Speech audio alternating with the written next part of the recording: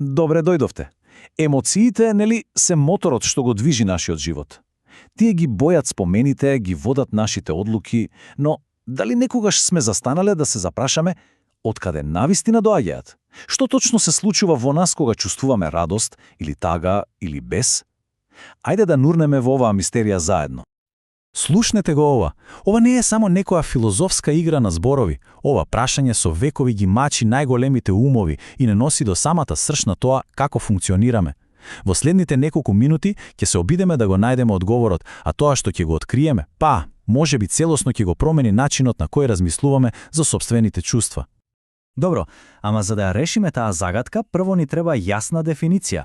Што всушност е една емоција кога ќе ја разглобиме на незините основни делови? Ајде да земеме еден пример. Замислете, добивате некоја супер вест. Она субјективно искуство е тоа чувство на возбуда што ве обзема внатре. Физиолошкиот одговор, тоа е срцето што почнува да ви чука побрзо, енергијата што ја чувствувате. А бихевиоралната реакција е секако широката насмевка на лицето.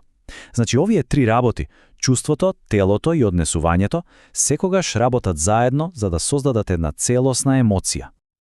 И еве каде почнува вистинската дебата. Низ историјата две големи теории се судриле токму околу ова прашање. Што доаѓа прво? Телесната реакција или менталното чувство? Кој е всушност вистинскиот двигател на емоциите? Значи, имаме два табора. Првиот тврди нешто прилично радикално, дека нашето тело реагира прво, а емоцијата е само нашата интерпретација на таа телесна реакција. Вториот табор пак вели: чекајте, тоа нема никаква смисла. Телото и умот реагираат истовремено, како совршено синхронизиран оркестар. Ајде да видиме кој е во право. Сега, теоријата на Джеймс Ланч е, да бидеме искрени, малку чудна на прв поглед. Таа вели дека редоследот е ваков. Гледате мечка. Телото веднаш реагира. Срцето ви лупа, почнувате да се тресете, дури потоа мозокот ги забележува овие телесни промени и заклучува: чекај, штом се тресам и срцево ми чука, мора да се плашам. Значи, стравот е резултат на физичката реакција, а не нежина причина. И еве го одговорот на нашето почетно прашање, барем според оваа теорија. Не плачеме затоа што сме тажни. Тажни сме затоа што плачеме. Звучи лудо, нели?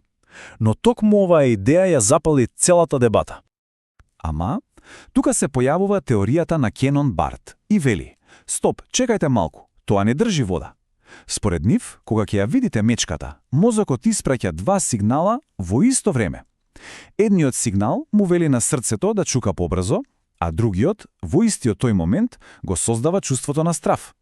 Значи, телесната реакција и емоцијата се случуваат паралелно, рака под рака. Но приказната не завршува тука. Што ако и двете теории се делмено право? Следната голема идеја ги спои овие два света и додаде еден клучен елемент што не достигаше – мохта на нашето развислување. Клучот изгледа лежи во бројот 2. Новата теорија вели дека за да се роди една емоција, не е доволен само еден, туку се потребни два фактори. Значи, вака оди приказната според Шахтер и Сингер. Прво, имаме некаква општа физиолошка возбуда. Срцето ни чука побрзо. Но тоа само по себе не значи ништо. Може да сме возбудени, лути, исплашени. Тука доаѓа вториот, клучен фактор – когнитивното етикетирање. Мозокот ја проценува ситуацијата. Гледам мечка и потоа и става етикета на таа возбуда. Во овој случај, етикетата е страв. За да биде поедноставно, замислете го вака. Телото само произведува некаков шум, општа возбуда, како кога барате станица на старо радио. Ама умот е тој што ја наоѓа фреквенцијата и вери: аха, ова е радост, или опа, ова е страв. Истото тоа забрзано чукање на срцето може да биде возбуда ако сме на прв состанок или страв ако одиме сами ноќ. Контекстот и нашата интерпретација се клучни. Добро, тоа беше историјата. Ајде сега да скокнеме во денешницата и да видиме што вели модерната наука, бидејќи таа додаде уште неколку интересни слоеви на целава приказна. Дали некогаш сте се запрашале дали насмевката значи иста работа секаде во светот? Па според еволуциониската психологија, одговорот е да. Истражувањата на Пол Екман покажале дека 6 основни емоции, како радост, тага и лутина имаат универзални изрази на лицето. Ова е доказ дека тие се, така да се каже, вградени во нас како еволутивна алатка за преживување и комуникација што ги надминува сите културни бариери. Но иако основните емоции се универзални, тука на сцена стапува културата и ги бои сите нијанси. Постојат чувства толку специфични за една култура што едноставно немаат директен превод. Например, португалското саудеде, таа меланхолична носталгија за нешто што го нема, или данското хуге, чувството на удобство и задоволство. Ова ни покажува дека нашиот емоционален речник е многу побогат отколку што мислиме. И сега, откако го поминавме сето ова теоретско знаење, доаѓаме до нешто многу практично. Една моќна вештина што секој може да ја развие. Значи, што е тоа емоционална интелигенција? Најлесно е да ја замислиме како GPS за нашите чувства. Таа ни помага. Прво, да ги препознаеме емоциите кај себе и кај другите. Второ, да разбереме зошто се чувствуваме така. Трето, да управуваме со тие чувства, наместо тие да не контролираат нас. И на крај четврто, да ги користиме емоциите како корисни информации за да носиме подобри одлуки. И зошто е сето ова важно? Па, затоа што не е само некоја теорија.